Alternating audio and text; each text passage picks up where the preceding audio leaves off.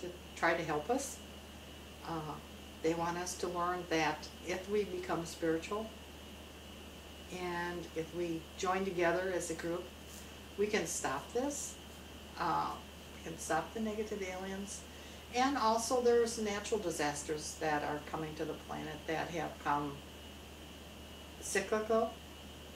And anybody who reads the paper or watches the news realizes that the volcanoes are erupting more, there's more earthquakes, there seems to be worse weather than there's ever been, and this is a cyclical problem.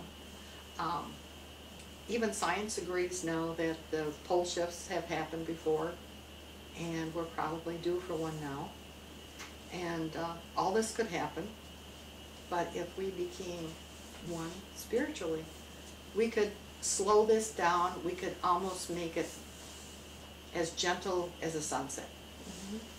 But if we don't become spiritual and if we don't work together, it could be very, very tragic. So, and they're here to help us along our way to become more spiritual if we'd only listen to them. So if some cataclysms were to happen, do you believe that we would be seeing some type of rapture, what people call rapture, occurring? Well, it could happen, and the Greys could come in and have a false rapture and take people off. That's possible, and that's been suggested that that could happen. But the good aliens say, hey, we're not here, we can't interfere. It's up to you what you do with what's going to happen. We can't interfere. We have no right to come in and heal you. We can come in and work with doctors if you are very ill. Mm-hmm. But it's not their decision whether you're going to survive or not, because that would be interfering with what is to come of you.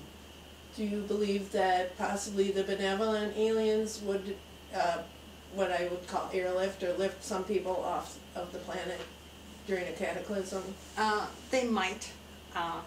Personally, I've been told that, hey, you people are here, you're spiritual people, you are here to work on this planet, and that's your job. They're not here to lift everybody off and go off to some other place in the universe, and they just won't do that. Although they do have a contingency plan if things get too bad. There are about 1,000 ships out there and that can take people off the planet. But the problem is there, if you're not spiritual and you don't match the vibration of the ships, you're not going to survive. There is a planet that we could go to and survive until this planet is inhabitable again. But they don't want that to happen. It's not how it should be. So they believe that we have come, and it's our responsibility to make a difference here. Yes. There are millions of people here who have decided to come at this time to help the planet. And it's important that these people wake up and realize why they're here, and we can stop this and make this such a beautiful place and a gentle place and compassionate place, and as it was meant to be. Okay. And we weren't meant to kill each other, and we weren't meant to harm each other. That's not what we were meant to do. No. So I don't believe that either. No. So is there anything else that you would like to tell us about them? No. Well, I think that we have got to realize that just as we are so different on this planet, that there are different species out there. I'm going to ask you a little bit now about the channeling. Can you let me know, how did your channeling first begin? I had heard about channeling from quite a few people, and I thought, this is a bunch of garbage. It's people faking it. So I went to a channeler, and it was a young gal and her mother, and the person that came through said, you're going to channel. And I said, oh no, I'm not. I don't believe in that stuff. And they said, well, somebody wants you to channel in, just try to keep an open mind about it.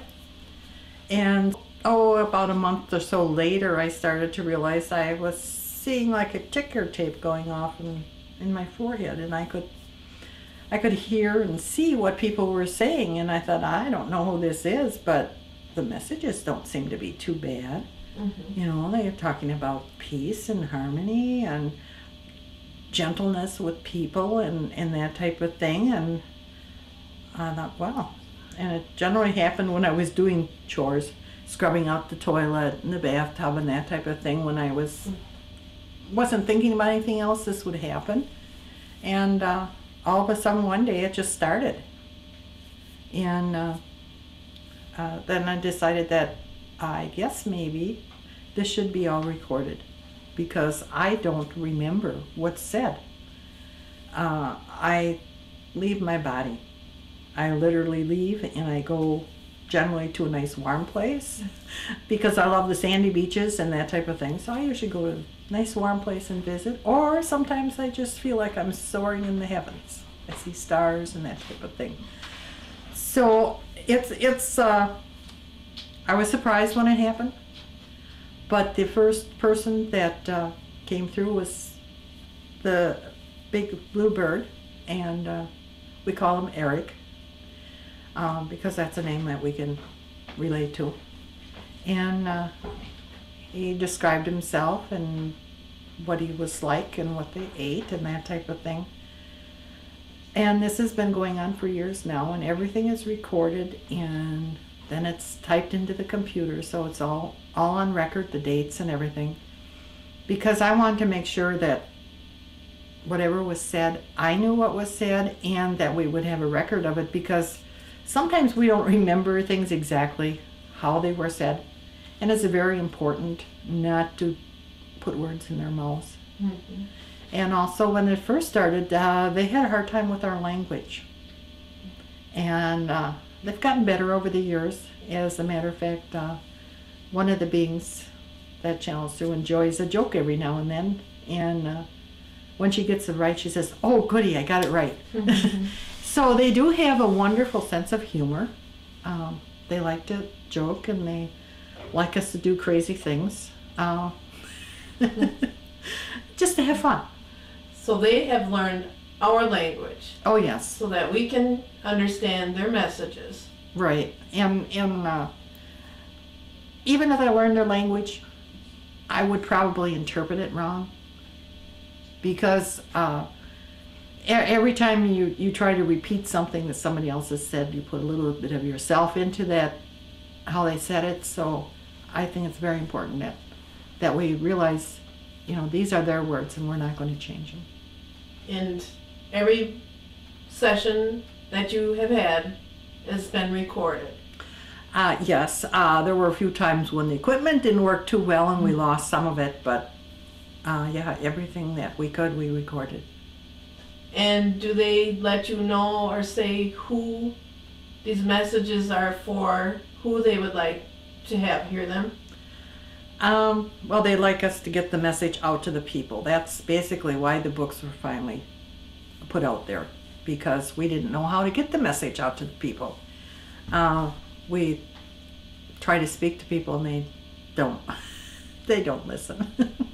But in the book, they can take the book and they can read it at their own leisure, and if they don't understand something, they can go back to it and reread it. So if I'm understanding you correctly, you're telling me that they would like, these messages are basically for the world Oh, to hear. definitely.